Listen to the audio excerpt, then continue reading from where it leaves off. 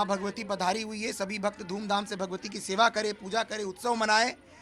मतलब अभी पंडालों में भी भगवती की छटा देखने को मिल रही है, तो ये उत्सव का समय है, इसे व्यर्थ न जाने दे। जब करे तब करे, उत्सव मनाए और माँ से अपने लिए आशीर्वाद मांगे और दूसरों की भी भलाई के लिए मांगे, केवल अपने लिए ना मांगे। जो अपने लिए मांगता है उसका भगवती बहुत देर से सुनती है, जो सबके लिए मांगता है उसी का माँ सुनती है। नवरात्र में तो 9 दिन की प्रधानता है भगवती, जिसमें महाअष्टमी का दिन सबसे पावन कहा गया है और सबसे पावन होने के कारण महाअष्टमी महागौरी को समर्पित है और महागौरी को अष्टमी में नारियल का भोग अति प्रिय है। तो भगवती नारियल से अति प्रसन्न होती है, तो भगवती की पूजा नारियल चढ़ाकर करे, नाना प्रकार के नैवेद्य को भोग लगाकर करे। पान का बीड़ा, मीठे पान की बीड़ा भगवती को अति प्रिय है, जिसमें जावित्री का डालना बहुत ज़रूरी है। जायफल हो, जावित्री हो, नाना प्रकार के सुगंधित द्रव्य हो, जिसे सुसज्जित होकर के देवी को पान का बीड़ा भोग लगाया जाए, उत्तम भोग प्रदान किया जाए देवी, जिससे प्रसन्न होकर के महागौरी अपने भक्तों को वरदान देती है। नमस्कार, आप न्यूज फाउंडेशन देख रहे हैं, मैं हूँ आपके साथ वंदना। शारदीय नवरात्र के 8वें दिन यानी देवी भगवती के 8वें स्वरूप की पूजा का विधान है। आपने देखा होगा 7वें दिन जिस तरह से माता रानी की पूजा अर्चना करने के लिए जो साधक थे वो काफ़ी आतुर थे। मंदिरों में, पंडालों में उनकी एक छटा देखने के लिए भारी भीड़ उमड़ पड़ी थी। लेकिन 8वें दिन का मान्यता है कि माता महागौरी की पूजा अर्चना जो भी साधक सच्चे हृदय से करते हैं उनकी मनोकामना जल्द ही पूरी हो जाती है। इसी क्रम में अभी हम हैं माता सिद्धिदात्री ज्वाला मंदिर में, जहां शारदीय नवरात्र हो या फिर अन्य नवरात्र हो, माता के 9 स्वरूप में अलग अलग पूजा की जाती है। और आज की जो छटा है वो अद्भुत और अलौकिक आपको देखने को मिल रही है, जहां माता महागौरी के स्वरूप में मां सजी धजी हैं। हम सीधा यहां के पुजारी जो अनन्य भक्त हैं और कथावाचक हैं विवेक जी महाराज, उनसे सीधा जानते हैं कि मां महागौरी की पूजा भक्त जो हैं वो किस प्रकार से करें। सबसे पहले स्वागत है आपका न्यूज फाउंडेशन में। सबसे पहले न्यूज़ फाउंडेशन के सभी दर्शकों को शारदीय नवरात्र की शुभकामनाएं। और जहां तक नवरात्र की बात है तो ये अपने में महाउत्सव है, तो अभी महाउत्सव चल रहा है। भगवती पधारी हुई हैं, सब लोग उनका स्वागत में लगे हुए हैं। उनकी किस तरह से सेवा की जाए जिससे भगवती प्रसन्न हो और सभी भक्तों के कष्टों को दूर करे और उनके जो भी मनोकामना है उसको माता पूर्ण करे। इससे सभी भक्त तो माँ के चरणों में पड़े हुए हैं और उनसे निवेदन कर रहे हैं। आज जो छटा इस मंदिर के अंदर देखी जा रही है, आप हर रोज अलग अलग स्वरूपों में माँ की पूजा अर्चना करते हैं।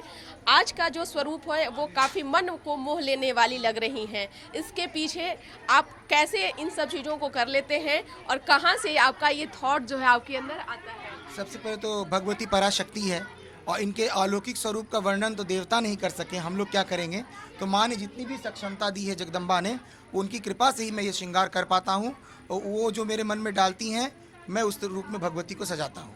कभी चूड़ियों से, कभी नाना प्रकार के फल से, सब्जी से। तो आपने देखा होगा न्यूज़ फाउंडेशन के माध्यम से दर्शकों ने इसका दर्शन किया होगा और जो भी भक्त यहाँ आते हैं वो साक्षात अपने नेत्रों से भगवती के स्वरूप को देख करके अति प्रफुल्लित होते हैं, जिससे भगवती करुणामयी उन्हें आशीर्वाद प्रदान करती हैं। महाराज जी, आपसे यह भी जानेंगे कि माता महागौरी की पूजा अर्चना किस प्रकार से करें।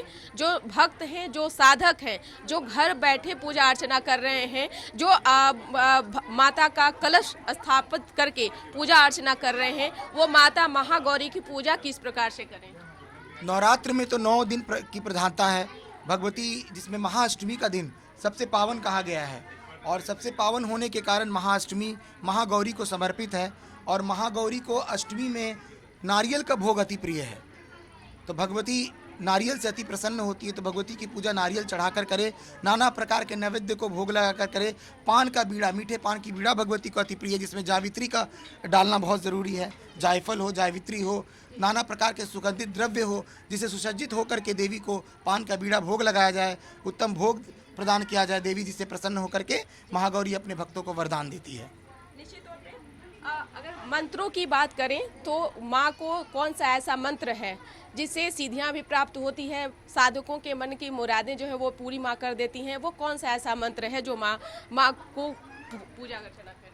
मंत्र की प्रधानता तो है ही शास्त्रों में, लेकिन सबसे बड़ा कहा है कि भगवती ने कहा है जो मुझे मेरा मन से स्मरण करेंगे, शरद काले महापूजा, मतलब इस महापूजा में जो भी जिस रूप में मेरी पूजा आराधना करेंगे, मंत्र हो या ना हो, जो मन से समर्पित है वो मेरे कृपा का भागी है। तो मंत्र तो है ही, सर्वमंगल मांगल्य शिवे सर्वार्थ साधिके शरण्ये त्र्यंबके गौरी नारायणी नमस्तुते, शरणागत दीनार्थ परित्रायण परायणे सर्वस्याति हरे देवी नारायणी नमस्तुते, सृष्टि स्थिति विनाशानाम शक्ति भूते सनातनी गुणाश्रय गुणमय नारायणी नमस्तुते। इन नाना प्रकार के मंत्रों से देवी की अर्चना करें, जप करें और माँ को रिझाने का प्रयास करें। निश्चित तौर पे आपने जैसा कि बताया कि जो पूजा का विधान है वो आप अगर सैकड़ों चीज़ें अगर उसमें लगाए जाए तो वो भी कम पड़ जाएंगी, लेकिन अगर जो सरकारी नौकरी में हैं या फिर अन्य पेशे में हैं वो चाहते हैं कि हम कोई ऐसा उपाय से माँ की पूजा अर्चना करें जिससे हमें मनोकामना भी पूरी हो जाए, सिद्धियाँ भी प्राप्त हो जाए, जो घरों में संकट है, जो क्लेश हैं वो सारे जो हैं वो दूर हो जाएं। तो इस प्रकार से कौन से ऐसे उपाय के साथ माँ की पूजा अर्चना करें ताकि माँ प्रसन्न हो? जो जॉब में हैं, जो अपने अपने कार्यों में व्यस्त हैं, लेकिन मन ही मन ओम दुम दुर्गाय नमः का अगर जप करते रहते हैं तो भगवती उनकी सभी मनोकामनाएं पूर्ण करती है। और नवरात्र का हर मुहूर्त ही शुभ है।